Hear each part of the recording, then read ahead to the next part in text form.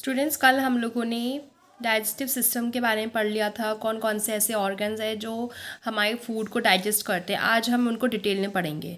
The mouth and buccal cavity. Food is taken into the body through the mouth. जो भी हम खाना खाते हैं वो अपने माउथ के थ्रू अपनी बॉडी में लेते हैं। The process of taking food into the body is called ingestion. ऐसी प्रोसेस जिसमें हम खाना अपने बॉडी के अंदर लेते हैं उस प्रोसेस को क्या कहते हैं? इंजेशन कहते हैं। We chew the food with the help with the teeth and break it down mechanically into small pieces. हम जो खाना चबाते हैं वो अपने दांतों की हेल्प से चबाते हैं और उन्हें तोड़ देते हैं बहुत ही छोटे छोटे पीसेस में। Each tooth is rooted in a separate socket in the gums. जो हमारा एक एक टूथ है, ठीक है, वो अलग अलग जगह में अलग अलग सेपरेट सॉकेट्स बने हुए हैं, उसमें क्या होता है? फिट होता है।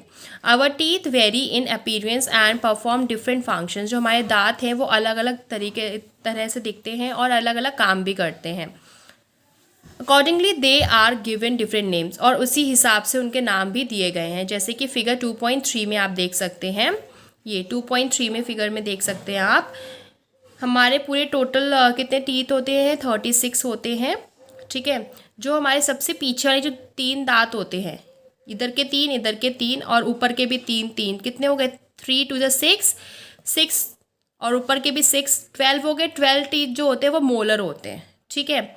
फिर यहाँ पर जो उसके 3 के बाद फिर जो आगे के 2 होते हैं उनको प्रीमोलर बोलते हैं। यहाँ के भी 2 हो गए, ऊपर के भी 2, इधर के भी 2, तो 2 2 4 हो गए, 5 6 7 8 टीथ कैसे होते हैं? हमारे प्रीमोलर होते हैं।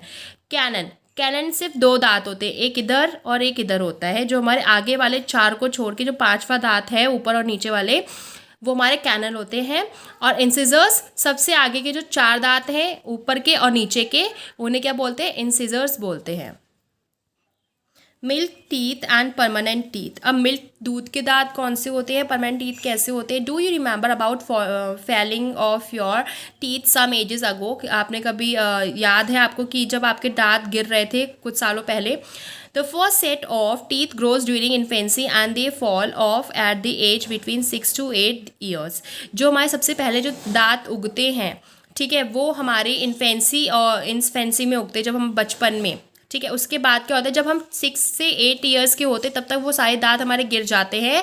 They are turn milk teeth. अब उनको क्या कहा जाता है? जो बचपन में उगते हैं उनको मिल्क टीथ का, दूध के दांत कहा जाता है। The second set that replaces them are the permanent teeth. जब मिल्क टीथ टूट जाते हैं सारे, उसकी जगह पर जब दूसरे नए दांत जमते हैं उन्हें परमानेंट टीथ कहा जाता है। द परमानेंट टीथ में लास्ट थ्रू आउट लाइफ। जो परमानेंट टीथ है वो हमेशा पूरे ज़िंदगी भर हमारे साथ रहते हैं और fall of during old age. और ये गिरते कब है? जब हम बूढ़े हो जाते हैं, फिर ओल्ड एज आ जाती है हमारी, और due to some dental disease. और कैसे भी गिर सकते हैं या फिर टूट सकते हैं वो, या तो कोई बीमारी लग गई हो दांतों में, ठीक है। Activity 2.2।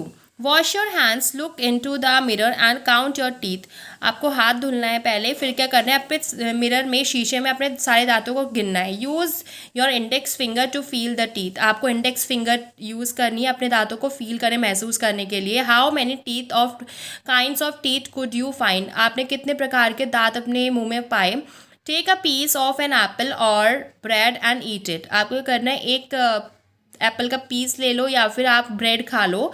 Which teeth do you use for biting and cutting. आपने जब काटा या फिर बाइट किया तो कौन से टीथ का यूज़ किया? And which ones for piercing and tearing. और कौन से टीथ का यूज़ किया आपने पियर्स तोड़ने के लिए फिर चबाने के लिए?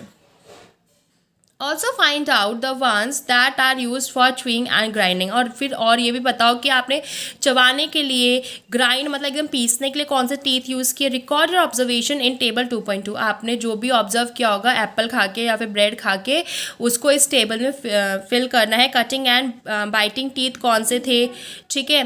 पियर्सिंग एंड टीयरिंग टीथ कौन से थे? च्यूइंग एंड ग्राइंडिंग टीथ कौन से थे? टोटल कितने टीथ थे, कितने कितने यहाँ पर लिखने हैं। और आपको अपर जॉ, लोअर जॉ दोनों में सेम प्रकार के टीथ होते हैं ना हमारे पास, सेम टाइप के, वो भी यहाँ पर लिखने हैं।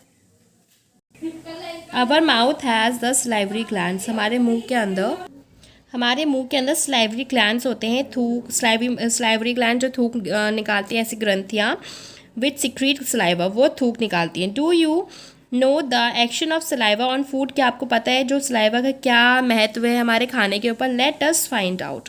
अब हम इसके बारे में पढ़ेंगे कि क्या महत्व है हमारा सलाइवा का हमारे फूड के ऊपर।